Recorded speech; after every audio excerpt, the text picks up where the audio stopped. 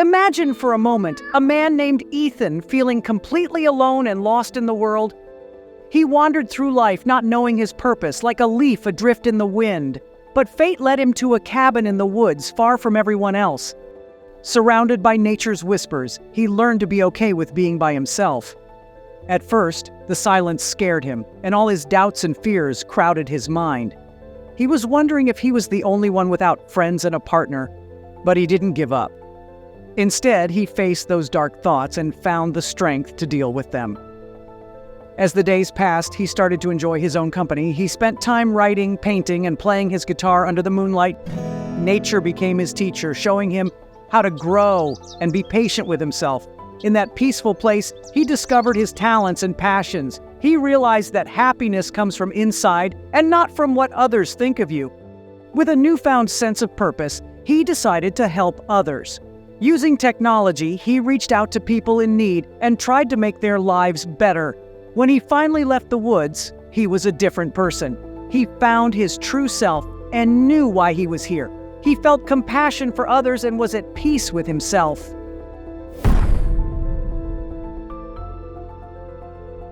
Ethan's story touched many hearts, inspiring people to find meaning in their lives. It showed them that being alone doesn't have to be scary, and sometimes it can lead you to discover something wonderful about yourself. As Ethan embraced his solitude and found contentment within, a beautiful thing happened. He began to radiate a genuine joy that attracted like-minded souls.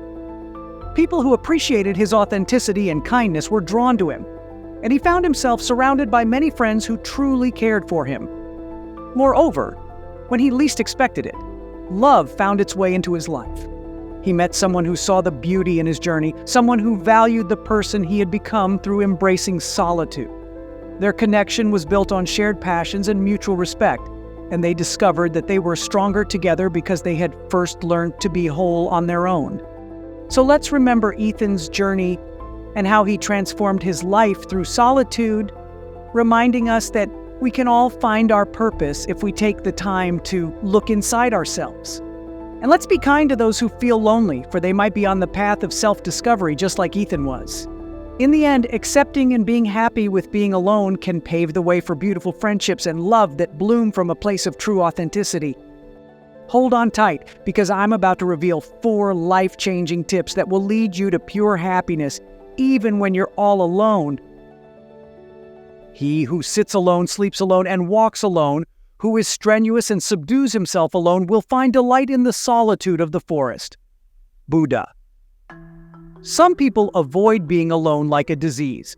Others enjoy being alone and thrive best when they are isolated from the constant conversation of people around them. Unfortunately, in the individualistic Western society, loneliness, like mental illness and addiction, is one of the most common causes of unhappiness. So I believe it is critical everyone understand how to utilize their alone time in a healthy way, rather than viewing it as a punishment, rather than an opportunity to grow as a person. So let's dive right into my 4 healthy tips to be alone. Being alone can take many shapes. We have extreme situations, such as hermits who spend most of their life alone. And then there are individuals who prefer solitude for more moderate reasons, such as meditation, reflection, or completing certain goals. On the other side, loneliness can be a conduit for mental and physical disorders, as well as death. The word lone wolf carries a negative connotation in society since it is used to characterize persons whose isolation fostered hatred, which led to violence. So, whether we choose loneliness or not, it is how we use our time that determines the outcome. The methods I discuss in this video are both practical and philosophical, and I hope you find them useful. 1. Be the best host you can be. This is a useful one.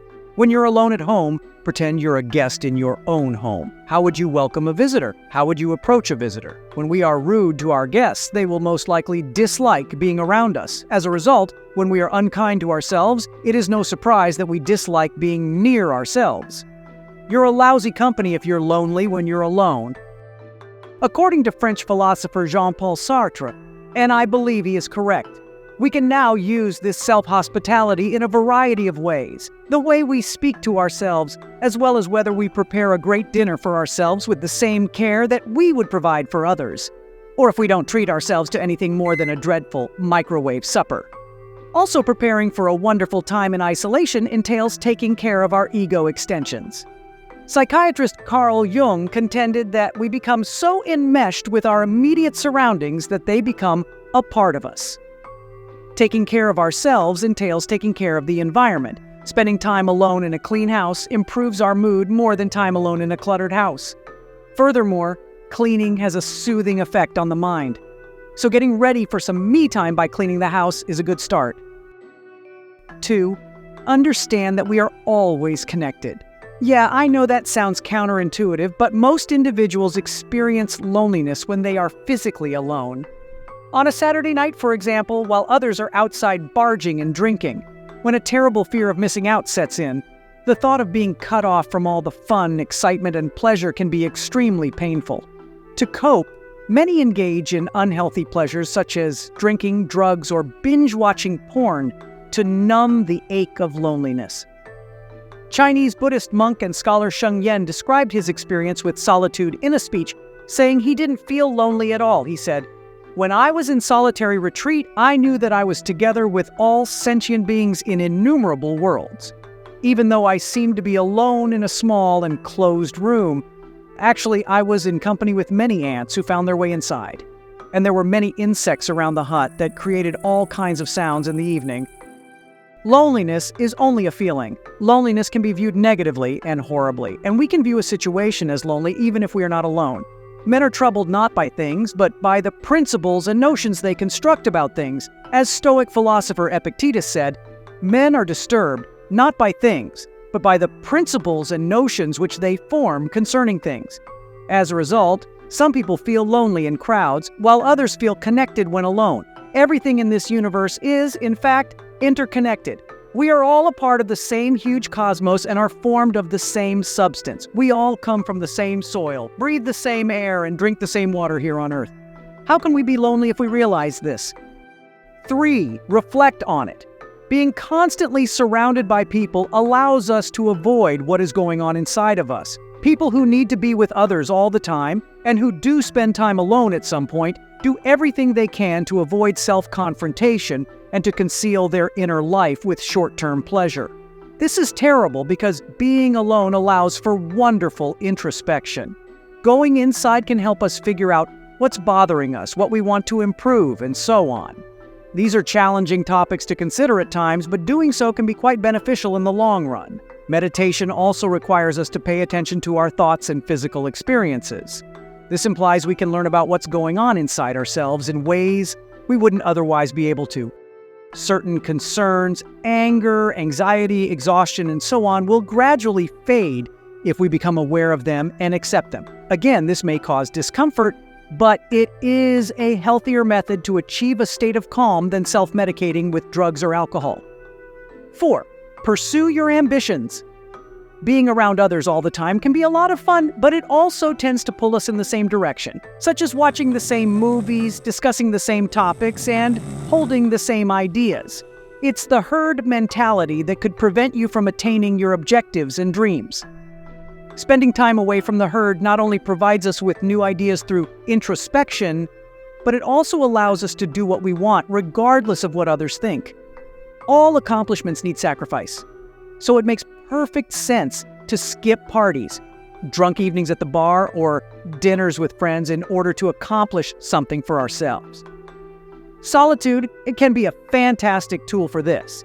When you create something in solitude, you will grow to appreciate your alone time and are less likely to develop unhealthy addictions. You simply do not have the time.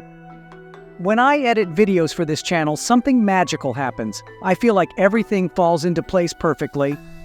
It's hard to put into words, but it's as if all the pieces come together, and I know I'm doing exactly what I'm meant to do. In those moments, I find true happiness, and it's a feeling I wouldn't trade for anything in the world. Right now, in the present, everything is there. It's the other side of addiction. It's quite rewarding, and I appreciate working on something I'm passionate about. It's quite unlikely to feel lonely in this moment. That's the end. Thank you so much for watching, and don't forget to subscribe if you found value in this video.